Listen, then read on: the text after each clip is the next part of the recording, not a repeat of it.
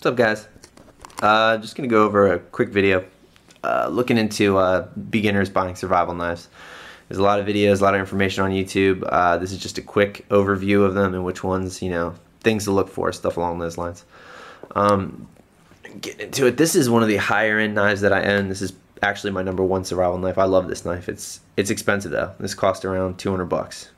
It's made by Survive Knives, which is based out of Gettysburg, Pennsylvania. But they make incredible knives. I absolutely love them. No, I'm not a representative or anything for that. But yeah, this is a Kydex sheath. I prefer this one. It comes with, you can get a leather one. It's like $30 extra or something like this. But if you're gonna be doing bushcrafting or anything like that, Kydex I think holds up a little bit better in the woods. The body here, the handles, they're micarta, so they're nice. It's got this cool little like camo finish to it. Looks kind of like the inner workings of a tree. I love it. Alright, this blade is CPM 20CV. For those of you that don't know steel, this steel is amazing. It's awesome. It holds up to abuse. It's got a good edge. I mean, it's got this jimping here, which all knives do, or a lot of them anyway. You've got the ferro rod notch. And for those of you that don't know what that is, that's for striking on the back end when you want to get sparks from a ferro rod to start a fire. And like all good survival knives, it is full tang, so it's one big piece of steel. It goes all the way through the knife. It's not, riveted or anything like that. It comes with a bow drill divot. This thing's awesome.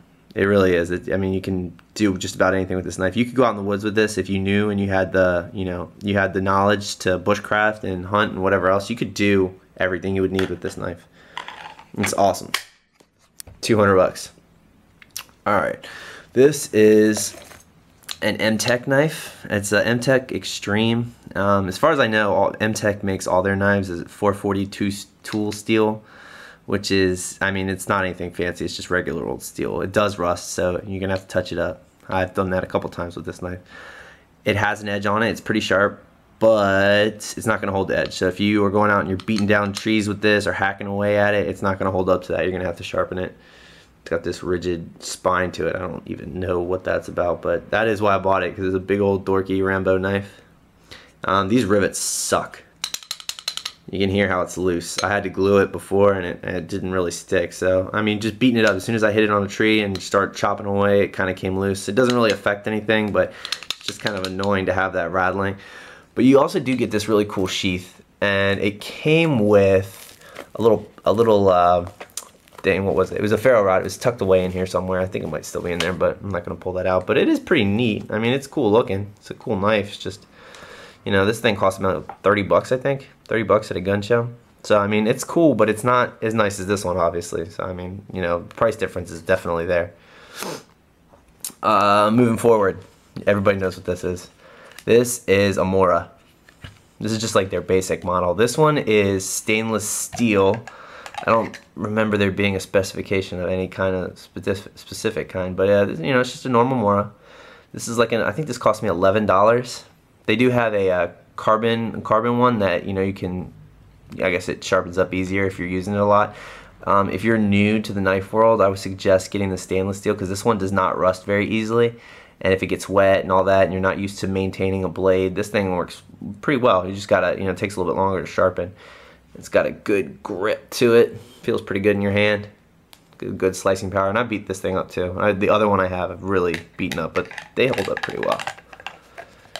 It comes with this typical, I don't even know what this is. It's just plastic sheath. It's 11 bucks. Now this is the gem. I actually love this. This is a gem among all these other knives, but this knife, I don't know if you guys have ever heard of it. This knife is made by BudK. You can go on to budk.com, I think it is, or just Google it. But what it is, it's called the Wahoo Killer, and it's very, very, very similar. I'd say the redheaded stepchild to the Mora. But I mean, it's a beater knife. Like, you're gonna take this thing out and abuse something. Like, this is the knife you want to go to, and has this cool symbol. It says Wahoo Killer on it. But this is it's what, BK 1144. I've never heard of that steel. I'm not really sure what it is, but it's not expensive. Obviously, it's $3 for this knife. You can order 20 of them online and have them as a throwaway knife. But this one feels awesome, and like opposed to the Mora, if you look at the grip, that's just like a smooth rubber grip, and this actually has some texture, and it feels pretty good. I'd say it felt a little bit better than this Mora. And with these, they don't have a full tang, you know, it doesn't go all the way down. It stops like right about there. But still, you wouldn't be able to tell the difference because I'll take them out and throw them around and hammer on them and baton and everything else, and it still holds up to it, you know. It polishes pretty well.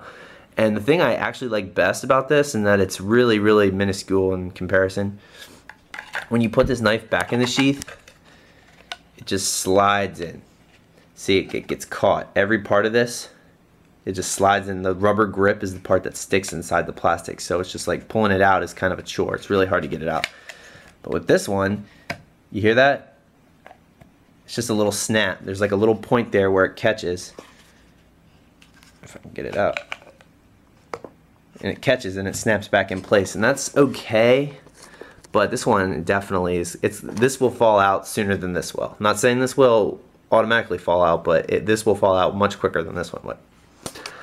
So yeah, that's my review. Let me know what you think.